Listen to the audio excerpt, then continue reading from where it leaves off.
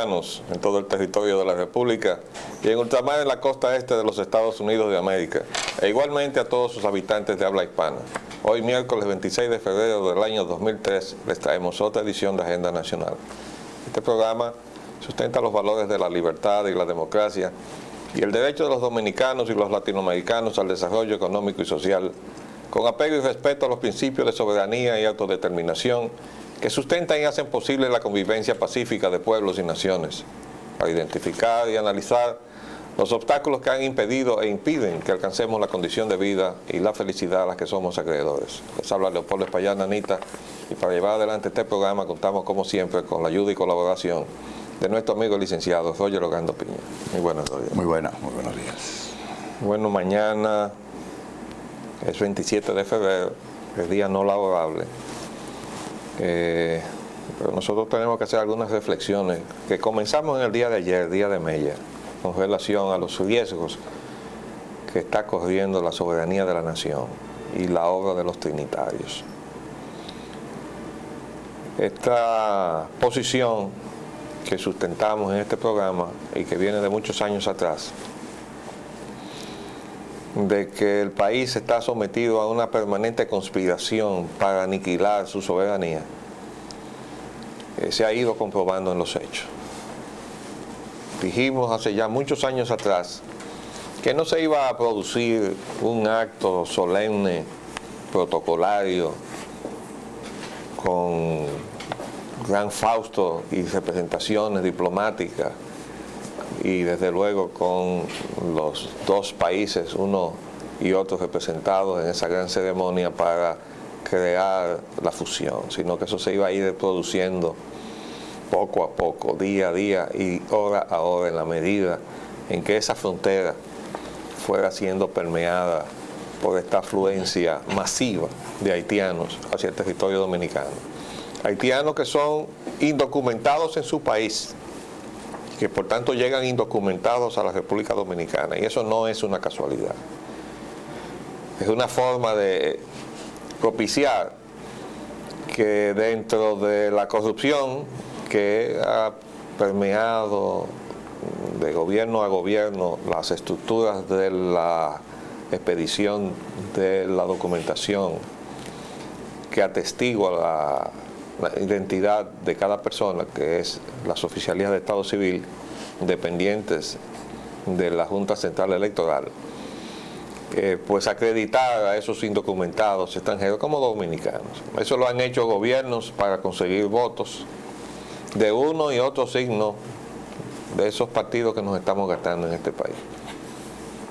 Han ido acumulando con esa tolerancia y esa complicidad este enorme problema que hoy nos avasalla y que, de no detenerse y no contrarrestarse, indefectiblemente nos va a llevar a alguna forma de conflicto que nosotros estamos tratando de evitar desde este programa, alertando a que actuemos, porque si actuamos podemos evitar el conflicto. Si no actuamos, el conflicto nos va a sorprender un día de mala manera. Entonces, los 159 años de independencia de Haití, de la obra de los padres de la patria y de todos los que le siguieron en la restauración y de todos los que después han hecho su aporte para que este país no desaparezca como tal. Yo preveo que va a suceder lo mismo que todos los años. Habrá algunas tímidas manifestaciones de presencia oficial, que, como ha señalado muy bien Roger en otras intervenciones, brilla por su ausencia la presencia del presidente de la República, que le daría un gran mensaje a la nación si apareciera un día de Duarte, haciéndole un homenaje a Duarte. Y un 27 de febrero, independientemente de la presencia protocolar en el Congreso Nacional, que hiciera presencia en el altar de la patria, haciéndole un homenaje a los padres de la patria. Porque hay un Te Deum protocolar también después de la presencia en el Congreso Nacional, pero todo eso es porque eso está en el protocolo de él ser primer magistrado de la nación. Estamos hablando de los ejemplos que él puede y debe darle a la juventud dominicana, de que todo lo que fue ese enorme esfuerzo, extraordinario esfuerzo de crear esta nación, le merece a él particularmente la admiración y el respeto que debe primar en el corazón de todos los dominicanos. Estoy seguro que tú tienes algo más que agregar. Volviendo a insistir sobre el punto de la presencia del jefe del Estado en el monumento de máxima expresión de la nacionalidad dominicana y en la tumba de los próceres que crearon esa nacionalidad, para mí reviste de extraordinaria importancia, y el recuerdo me trae lo siguiente. Quien hizo desaparecer esa tradición fue el doctor Balaguer. Hasta donde la memoria me alcanza, yo recuerdo que después del Te Deum, el carro de Trujillo salía disparado directamente hacia el baluarte del Conde, donde le esperaba unas compañías, un batallón completo de las distintas fuerzas armadas del país, para rendirle honores a quienes estaban allí enterrados todavía en el lugar donde se pronunciara, se enestara la primera bandera nacional, aunque no se pronunció el primer grito de independencia en ese mismo lugar. Por eso yo he llamado a esas dos ceremonias que deberían restituirse. Una es esa que es la de más vital importancia, y la otra es la de conmemorar, aunque sea con un acto cualquiera, la noche, el día, durante este mismo día 27 de febrero, y probablemente en la noche sería más efectivo, que en la Puerta de la Misericordia se conmemorara el grito, el trabucazo de Mella y la reunión de los primeros independentistas que dieron el grito de independencia. Así es que ese es nuestro comentario por el momento a la gloriosa fecha que conmemoramos mañana como Día de nuestra Independencia, en el 159 aniversario. Desde luego nosotros sustentamos la posición de que la obra de los padres de la patria hay que celebrarla y conmemorarla cotidianamente, sosteniéndola, defendiéndola, ampliándola, profundizándola, no socavándola, no ignorándola, no traicionándola. Y ahora que tú sugieres esas ceremonias ya de tipo conmemorativo específico para esas fechas, eso lo que hace es resaltar el vacío que está dejando en este país ese mamotreto de Secretaría de Cultura. Exactamente.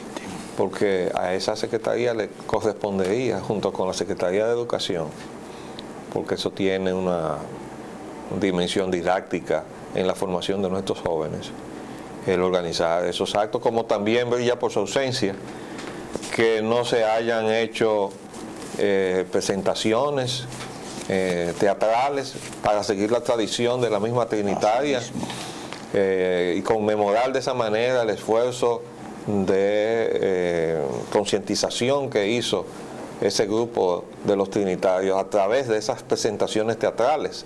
Es decir, es mucho lo que se puede hacer, para no hablar de la posibilidad de hacer cine en la República Dominicana con nuestra historia. Así es.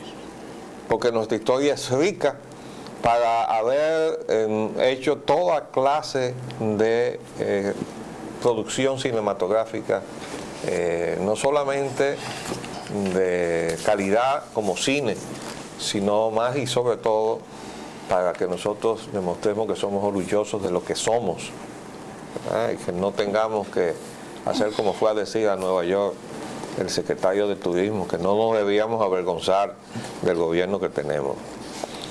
Bueno, este programa se va a concentrar entonces en el análisis de las opiniones de James Petras en lo que concierne a la situación y relación de República Dominicana con Haití, porque la opinión que nos hemos formado de este intelectual norteamericano que conocemos desde hace muchos años a través de artículos que hemos leído y algunos de sus trabajos en inglés, porque gracias a Dios no necesitamos que nos los traduzcan. Él dice que conoció a Leonel Fernández en Nueva York cuando él le traducía. Leonel Fernández traducía los artículos de él. Es lo que dice él aquí. ¿Qué recuerda de su reunión? Le pregunta el reportero con Leonel Fernández cuando él era presidente de la República. Le contesta James Petras. Leonel Fernández era en su juventud el traductor de mis artículos críticos. Era la época en que él era socialista, incluso marxista. Trabajaba con la revista de mi amigo Juan Bosch. Con Bosch participé en los tribunales por los derechos humanos y tuvimos muchas conversaciones. Estuve con él en 1966 durante la ocupación norteamericana. Bueno, sería en 1965, ¿no? Dice, yo organizaba la resistencia a los Marines en la Universidad de California. Entonces dice él ahora, siendo presidente, Leonel me invitó a conversar, pero él ya estaba en otra cosa, en otra política. Él mismo sabe. Era un hombre diferente, tratando de convencerme de que era el mismo radical de siempre, pero con poca credibilidad. Fue agradable, pero tenemos grandes diferencias políticas, particularmente en los últimos años de su gran carrera. A mí me pasó exactamente lo mismo. Yo conocí a Leonel Fernández en la galería de mi apartamento. Me lo llevó Jimmy Durán a propósito del libro que escribió Leonel Fernández cuando vivía en Nueva York, que se llama Estados Unidos y el Caribe, de la Guerra Fría al Plan Reagan.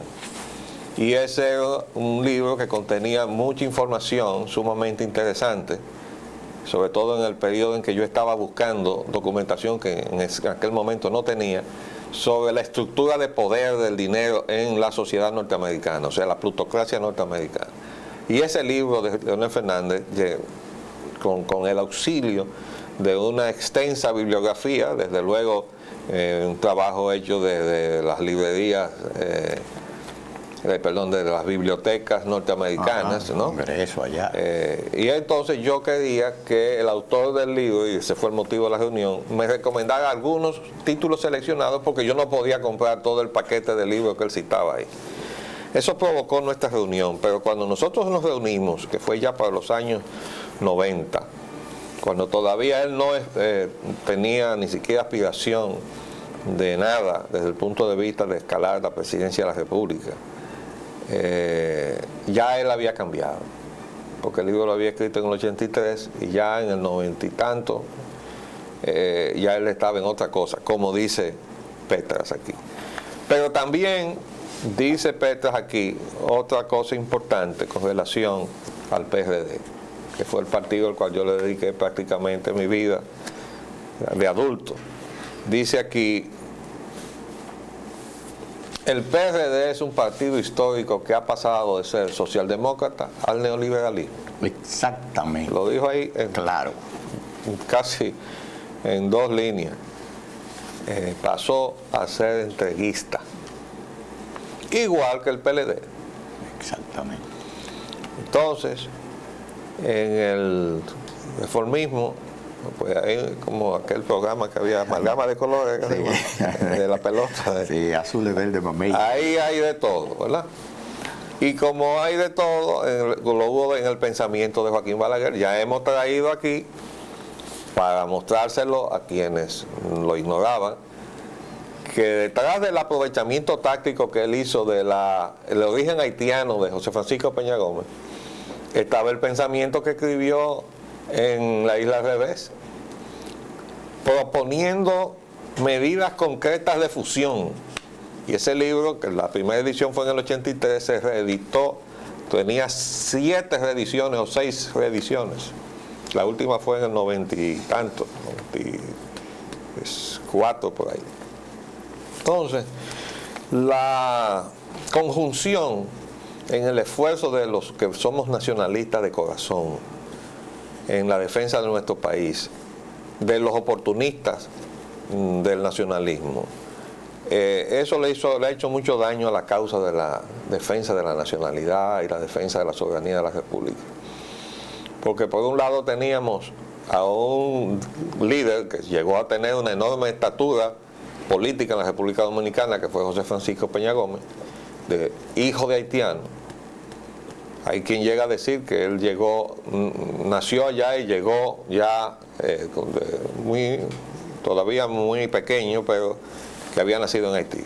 Bueno, pero suponiendo que nació en la Loma del Flaco, como se dice, nació de hijos de haitianos, hijo de haitianos. Él ocultó eso. Y eso se lo hemos censurado toda la vida.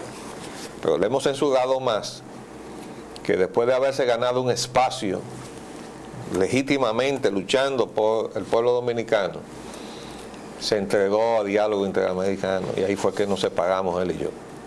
Diálogo Interamericano es un club selecto de presidentes en ejercicio, presidentes en licencia, o sea, expresidentes, presidentes en ejercicio que están en licencia, expresidentes y aspirantes a presidente. Y Peña Gómez caía en la categoría de los aspirantes a presidente.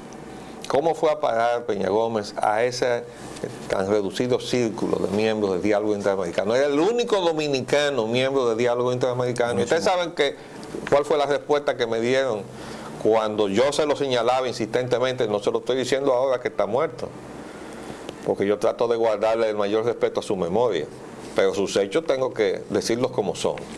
Pero él en vida, yo se lo señalaba, y además todo el mundo sabe, porque lo he dicho, que nosotros rompimos abiertamente delante prácticamente toda la dirección del PRD, la noche que él convocó a esa reunión ahí en el ayuntamiento, con el jefe del FMI a su lado ahí, para que apoyáramos las negociaciones del gobierno de Jorge Blanco con el Fondo Monetario Internacional, y a los 15 días estaba en las calles de Santo Domingo lleno de muertos.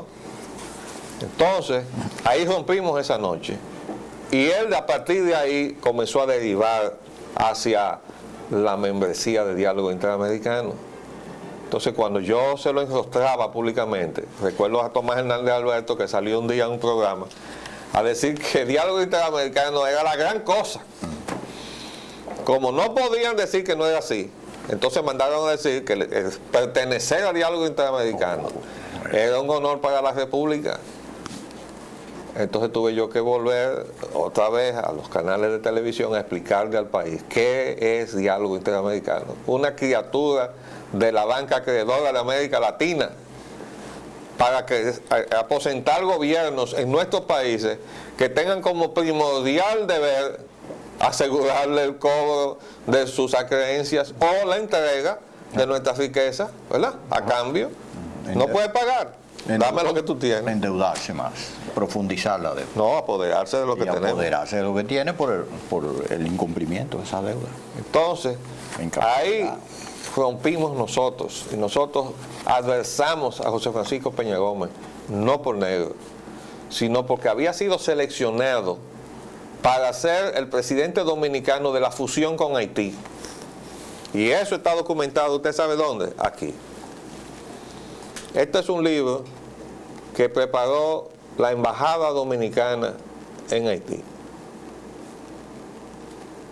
Está hecha, aquí dice,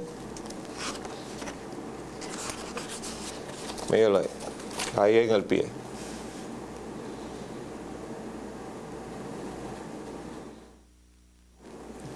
Esta labor de recopilación de los testimonios que dio la sociedad haitiana a la muerte de José Francisco Peña Gómez, que fue redactada, según la información que tengo, por quien era ministro consejero, Pastor Vázquez, periodista que sirve la causa de la fusión desde periódicos dominicanos, y por el embajador Alberto Despradel, Chico Despradel, que cuando fue a tomar posesión le dijo al ministro de Relaciones Exteriores: no me vean como un dominicano, sino como un haitiano más, porque él vivió en Haití, se casó con haitiana, tiene hijos haitianos, incluso uno de ellos es miembro de la Policía Nacional de Haití, de acuerdo a los informes que tenemos. Entonces, el testimonio de que él dijo lo que dijo, se lo escuché yo al anterior o al ex embajador dominicano en Haití, Erasme, en un programa de televisión. Silvio. Sí, a Silvio Erasme. Entonces aquí están las reacciones de Jean Bertrand Aristide, el hombre que vino aquí a la República Dominicana presidiendo el vecino país por obra y gracia del señor Clinton, y de la tropa que lo fue a instalar en el poder, tropa norteamericana. Y vino aquí y no le rindió honores a los padres de la patria, pero fue al cementerio y se arrodilló frente a la tumba de Peña Gómez. Y allí, en fin, invocó su amistad estrecha, etcétera. Pero vínculo. Esos vínculos están recogidos en este libro. Aquí están los testimonios de las principales figuras. No me voy a poner a leerlo ahora porque no alcanzaría el programa para eso. Yo les recomiendo al país que se compre este libro. Pero aquí hay en una parte, como una especie de resumen, porque aquí hay trabajos, incluso artículos extensos de los distintos dirigentes. Pero hay una cosa interesante. Nadie podrá, esto es una noticia que sale allá de algo que sucedió aquí. Mire, nadie podrá impedir que los dominicanos negros. Punto suspensivo. Entonces dice Le Nouvelliste, 5 de mayo del 96. Entonces dice aquí abajo: la Junta Central Electoral declaró este viernes que nadie podrá impedir que voten los dominicanos negros en las elecciones previstas para el 16 de mayo próximo, en momentos en que abundan las noticias sobre apresamiento de dominicanos de origen haitiano. Señores, la documentación fraudulenta de haitianos en este país es una realidad. Lo que pasa es que se trata de encubrirla como se trata de encubrir qué número de haitianos tenemos aquí, de haber hecho un censo donde nos gastamos una millonada para no saber cuántos haitianos tenemos aquí. Ah, no, que eso lo vamos a determinar con una encuesta posterior. ¿Dónde está la encuesta? Ah, porque no se quiere sepamos cuántos haitianos tenemos acá. Pero nada más hay que salir a las calles para uno darse cuenta. Vamos a hacer un paréntesis y volvemos en un minuto.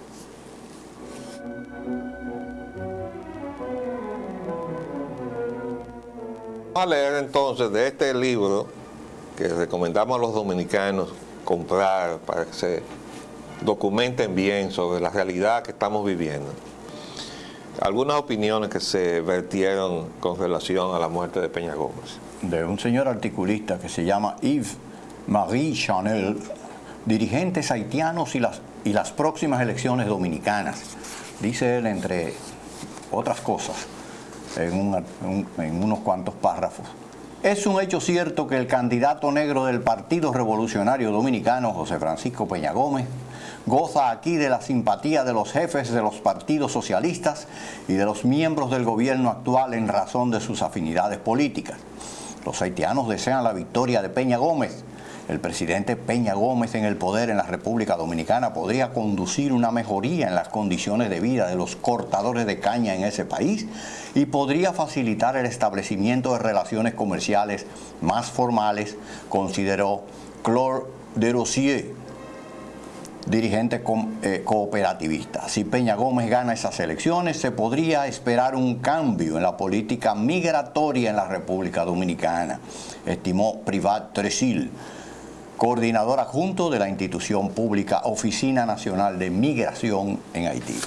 Bueno, estos son fragmentos de opiniones de las expectativas que se tenían hechas ahí con relación al advenimiento al poder de José Francisco Peña Gómez. Pero eso no era una casualidad. José Francisco fue seleccionado por la plutocracia de los Estados Unidos para ser candidato de la fusión. ¿Ustedes saben para qué? Para poderse apoderar libremente de las riquezas que hay en Haití y en la República Dominicana. Recuerden que ayer señalábamos que en 1913, nada más y nada menos, desde esa época, ya se tenía ubicada la existencia en la frontera de las riquezas mineras. Lo dice Américo Lugo desde Madrid, y dice en una de sus recomendaciones de lo que él proponía como la fórmula de la confederación: la suscripción de pactos que hagan posible, previo a los estudios del lugar, la explotación con fines de interés recíproco de las minas y otros recursos naturales que existen en las fronteras de las dos naciones. Bueno, dijo Max Puig que esa mina que acaba de conceder este gobierno, con un área de 804 kilómetros cuadrados pegado a la frontera, porque del otro lado hay una extensión similar concedida a otra empresa o con un nombre diferente, pero a lo mejor la misma, ¿Por qué? Porque ya desde 1987, en el gobierno de Balaguer aproximadamente, el señor Ramón González Pérez, entonces secretario de Industria y Comercio, testimonió en una declaración a la prensa que el gobierno había recibido de parte de un consorcio de multinacional de financieros, donde había franceses y belgas y holandeses y varios países más, que se le concediera esa mina, el lado dominicano, porque ya ellos habían solicitado lo propio al gobierno de haitiano, de la parte que está del lado haitiano. Es decir, es un solo yacimiento, la mayor parte está de este lado, pero están tratando de apoderarse de eso. ¿Y cómo lo hacen? Creando problemas entre los dos países. Entonces tratan, como han creado una situación de pobreza en Haití, la han agudizado, han sometido a Haití a constreñimientos como son los embargos, para que se desesperen y cojan para acá porque no se van a morir. No los dejan salir en lancha para los Estados Unidos, ¿verdad? Entonces, ¿para dónde cogen? Y yo recuerdo a John Sununu, que era jefe de la Casa Blanca en el gobierno de Reagan, ¿fue? Sí. Decir en el programa de Larry King Live, como 3 veces a lo largo de la entrevista: no, pero el problema de Haití, no, ahí no hay problema, nada más tienen que cruzar el río Altibonito. Lo dijo con aquella tranquilidad ese señor, disponiendo de nuestra soberanía y resolviendo el problema de la manera más indolora para el bolsillo de las grandes potencias. No, a los dominicanos que carguen con eso. Claro, viene esa masa de hambriados para acá, desprovisto de todo, y entonces nosotros tenemos que darles todo aquí: trabajo, educación, salud. Pero el pueblo dominicano está luchando por su sobrevivencia. ¿Cómo se le va a echar esa carga? ¿Cómo lo vamos a aceptar nosotros? Y entonces nos vienen a chantajear con el asunto racial. ¿Ustedes no oyeron cómo dijo el señor que se refería a las expectativas, ¿no?, que se tenía ya sobre el advenimiento del poder de Peña Gómez? No, mira cómo le dijo, que negro, porque para ellos eso es la garantía de su simpatía, ¿no?, la base misma. Pero si nosotros rechazamos a los haitianos, como se aduce, porque son negros, porque somos racistas. Perdón, aquí está, dice: es un hecho cierto que el candidato negro, ¿y qué importa que sea negro? Pero para ellos sí es importante. O alemán. Porque el criterio racial de donde viene es de Haití. Claro. No es de aquí, eso nunca ha estado en el ánimo de los dominicanos. Perdona que te interrumpí. No, yo te interrumpí. Quería señalar y apuntar esto que es muy significativo. Las islas excolonias inglesas, ni durante el tiempo que fueron colonia, ni ahora que no lo son, que son de la misma raza y color que Haití, acepta la inmigración haitiana, la Bahamas, Jamaica, las islas de Sotavento y Barlovento. No pueden aceptarla, porque si comienzan a emigrar hacia allá, en los volúmenes que se origina que se produce la inmigración haitiana, pues no van a tener con qué subsistir ellos mismos. Jamaica tuvo ese problema, Gran Caimán y las Islas Bahamas también tuvieron ese problema. Es decir, que no es un problema nuestro nada más. Ellos no lo hacen hacia Cuba tampoco, donde están tan cerca. No, y esas son donde están tan cerca. Pero que son islas, que sus habitantes son negros. Entonces vayan a decirle que es un problema racial. Por eso lo estoy señalando. Entonces, que no nos vayan a chantajear con eso, porque a nosotros no nos van a chantajear con eso. Además, ya le mostramos las estadísticas de la CIA, que dice que Haití es un país totalmente negro, pero eso es por la propia decisión de los haitianos. ¿Por qué? Bueno, cuando ellos se levantaron exitosamente contra sus colonos franceses blancos, le pasaron cuchillo. Ahí no quedó títere con cabeza. Los que se salvaron cruzaron huyendo a este lado de la isla. Por eso hay tantos apellidos franceses de este lado.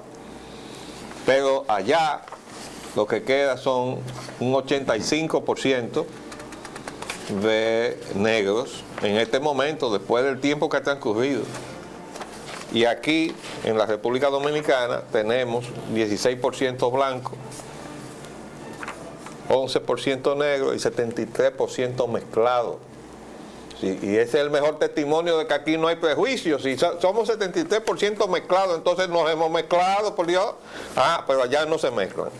Y aquí está el testimonio. Porque, bueno, ellos tienen el derecho a ser orgullosos. Yo digo que la superioridad negra que se enarboló en los Estados Unidos y que ha provocado que haya una cierta afinidad internacional, incluso en la defensa de los intereses haitianos de parte de los negros norteamericanos, cosa que nosotros no hemos hecho ningún esfuerzo por neutralizar. No. Está ahí porque los precursores del estandarte de la superioridad negra fueron los haitianos que crearon la primera república negra, y allí no podía entrar un blanco en el territorio haitiano porque lo pasaban por cuchillo inmediatamente. Mira la realidad haitiana de hoy, de acuerdo con la CIA. Grupos étnicos, 95% negros, mulatos y blancos 5%. Después de todo el tiempo que está transcurrido. Bueno. Entonces, ¿qué significa eso?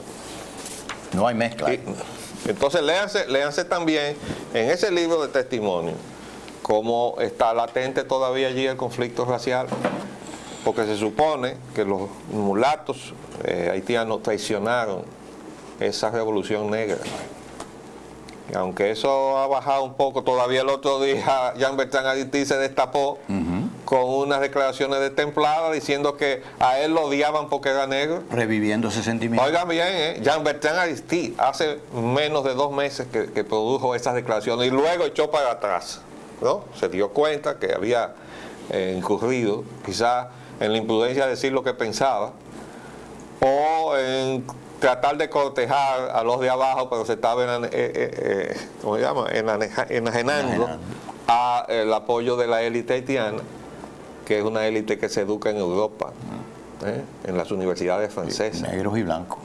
Quiere decir que esa es la realidad, no nos vengan a trastornar la cosa. Entonces nos extraña la actitud del señor James Peters, porque él luce estar totalmente desinformado. Tan desinformado está que, refiriéndose a Peña Gómez, oiga lo que dice aquí: estuve con Peña Gómez en 1966. Él era un político rebelde y representaba a las masas negras. En su evolución podríamos marcar el proceso gradual de incorporación al sistema, aunque nunca lo aceptaran completamente, porque el odio del balaguerismo a los negros y a la gente de origen haitiano, que no sé si los tenía, o sea, él no sabe que... pero toma posición asumiendo todo lo demás, pero no está documentado, ¿verdad? Hicieron que el prejuicio le jugara un papel de rechazo entre los sectores semiblancos, y digo semi porque todos en este país tienen parte de sus orígenes africanos y tendrían que estar orgullosos de ellos en vez de tratar de negarlo. ¿Y quién lo ha tratado de negar, señor? Quien trató de negar su origen fue precisamente José Francisco, que fue el error de su vida. Cuando él trató de ocultar, acuérdense que aparecieron unos biógrafos que uno se atrevió a decir que era descendiente de unos españoles de apellido Valenzuela, una cosa así, ¿no? De todo, ahí aparecieron como 3 o 4 biografías. ¿Para qué? Para ocultar la realidad. Bueno, ¿y por qué se estaba avergonzando de eso?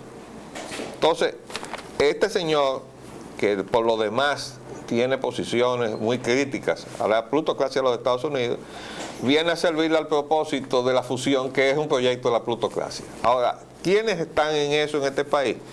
Aquí hay gente que está en eso, que son antiimperialistas, pero cuando se enfrentan a este proyecto de la plutocracia de Estados Unidos, entonces son fusionistas. Pero yo traje este libro, que ya he mostrado en otras oportunidades, para que quede la prueba para muchos reformistas, que les debe saber mal lo que estamos diciendo, pero es la verdad. Y yo dije que había que desmitificar en este país a las 3 grandes figuras de su política, porque si no lo hacemos, este país no va a poder rebasar la situación de tranque en que nos han dejado Joaquín Balaguer, Juan Bosch y José Francisco Peña Gómez. Y esas 3 figuras deben ser desmitificadas. ¿Con qué? Con la verdad.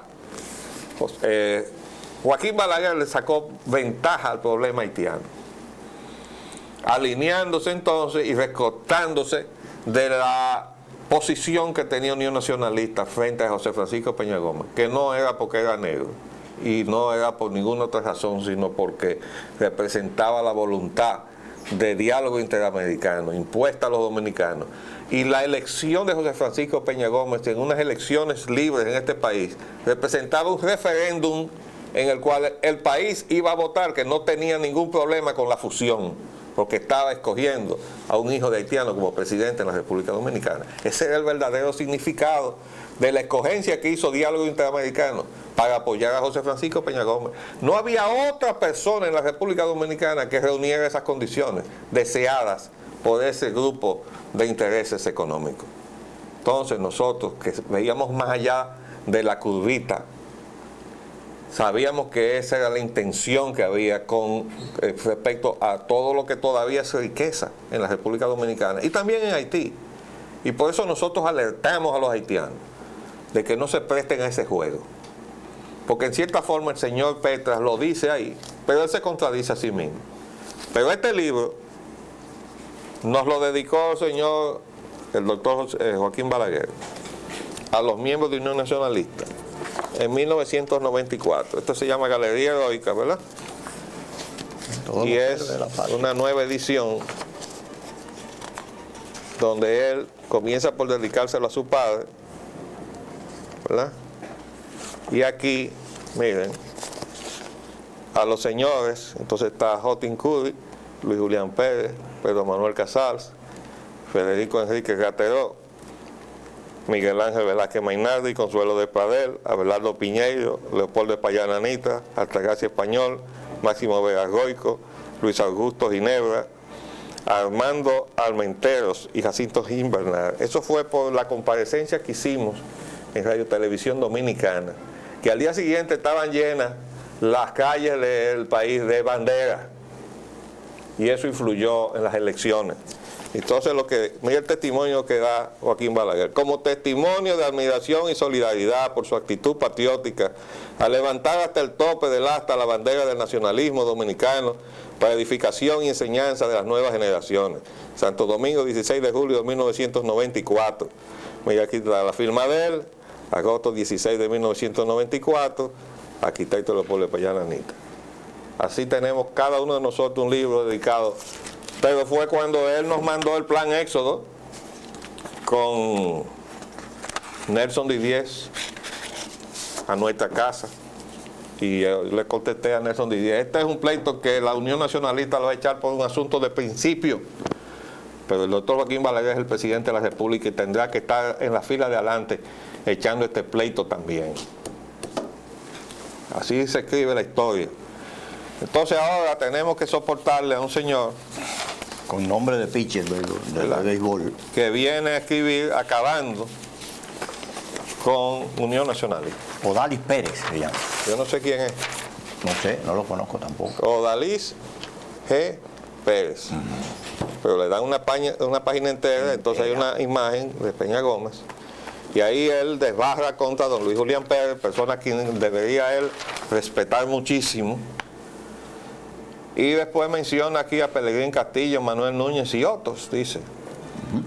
Pero él dice, en la actualidad se utiliza el vehículo de Peña Gómez con el narcotráfico. Pero quiero decirle al señor que escribió esto, que lo que ha salido en la prensa es la decisión de un tribunal norteamericano. Por eso le advertimos al gobierno que había dado ya una declaración diciendo que iba a designar unos abogados para ir el gobierno a defender la imagen de Peña Gómez. Y yo le dije, me parece muy bien que la familia y sus amigos vayan a defender el nombre de Peña Gómez. Pero lo que está por delante no es un rumor público echado a rodar allá en Estados Unidos, ni nada que haya comentado nadie en algún programa o escrito, sino es una decisión de un tribunal de dos ex agentes que se han quejado de su gobierno y han incoado una demanda contra su gobierno, y después de muchos años ha venido a fallarse ahora a su favor. Y dijimos aquí, no sabemos si esto se ha venido a culminar en este momento porque haya alguna intención con eso. No lo sabemos. Lo cierto es que es un tribunal el que se ha pronunciado. Y dijimos al gobierno, cuidado, porque eso de que un gobierno se vaya a inmiscuir en la decisión de un tribunal de justicia en los Estados Unidos, consúltenlo bien con un abogado allá, que conozca el derecho sajón, ¿verdad? Ese fue nuestro consejo. Ahora, le decimos a quienes están en esto, José Francisco Peña Gómez pudo haber recibido sin conocimiento de que lo hacía un dinero del narcotráfico, pero yo le voy a decir, ¿usted sabe quién más lo recibió? Leonel Fernández. Hay un tipo preso ahí en la Florida que en las elecciones en que salió elegido Leonel Fernández le mandó una contribución a Leonel Fernández y Leonel Fernández la recibió. Así mismo como ustedes lo oyen. Y si tenemos que documentarlo, lo documentaremos. Y yo sé incluso en la casa donde se entregó. Entonces, pero él, claro, era una cena de recaudación de fondos y recaudó los fondos.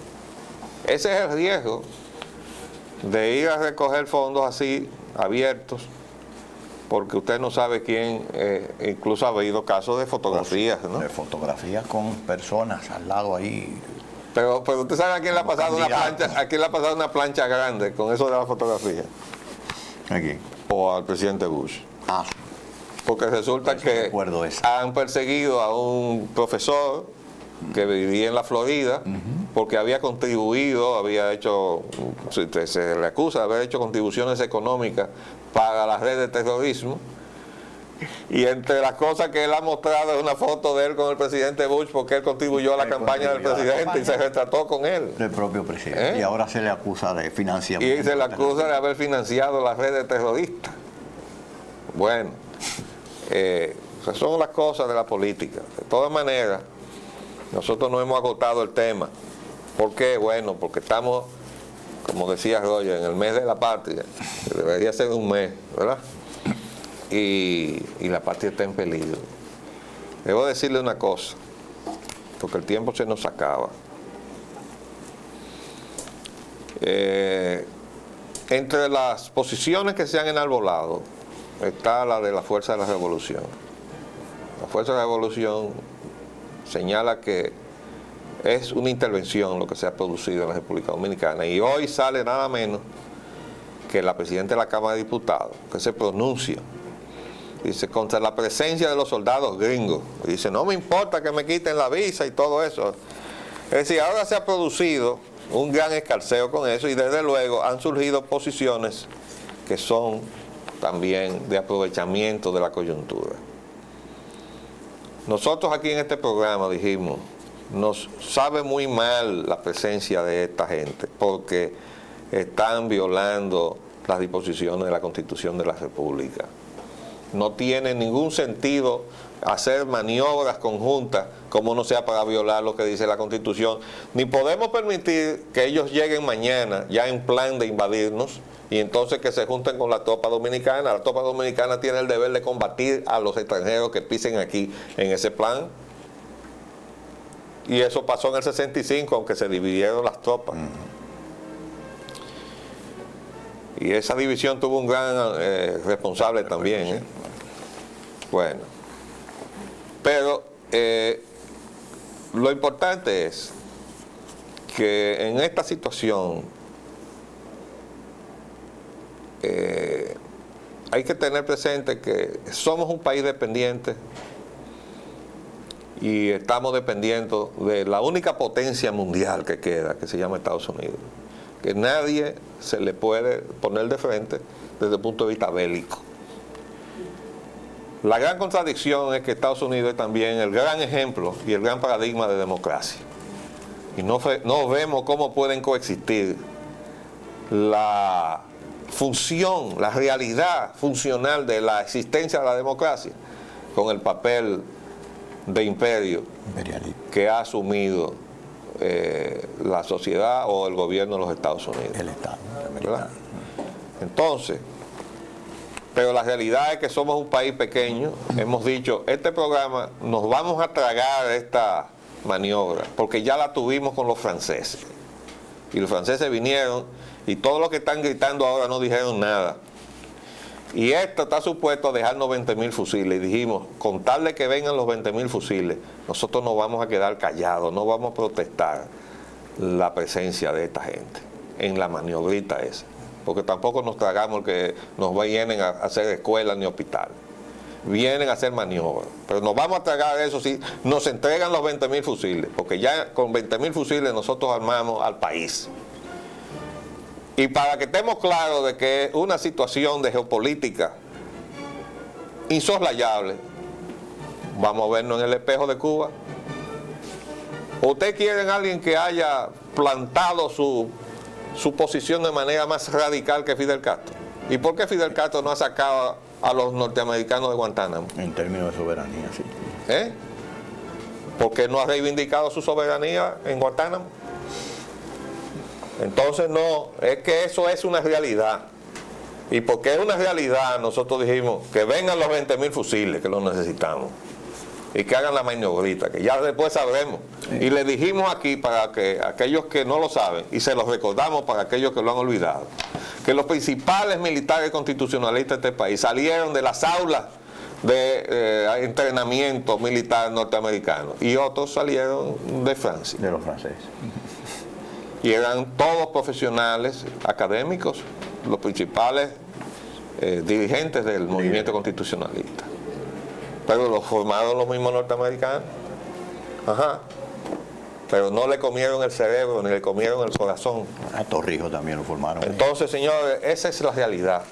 Vamos a actuar apegados a la realidad, pero actuemos apegados al amor, a lo nuestro y a la obligación que tenemos de respetar y hacer respetar lo que nosotros recibimos de los padres de la patria. Se nos acabó el tiempo, pero volveremos el viernes a defender lo que es nuestro. Les hablamos Leopoldo Espaillán Anita y Roger Ogando. Hasta luego. Agenda Nacional les llega en vivo de lunes a viernes de 11 de la mañana a 12 meridiano y es grabado y retransmitido de 12 a 1 de la madrugada por esta misma emisora. Se transmite en la costa este de los Estados Unidos de América por el canal 513 de Time Warner en los estados de Nueva York y New Jersey y por el canal de AT&T para los estados de Massachusetts y de Maine y las ciudades de Nueva York, New Jersey y Boston.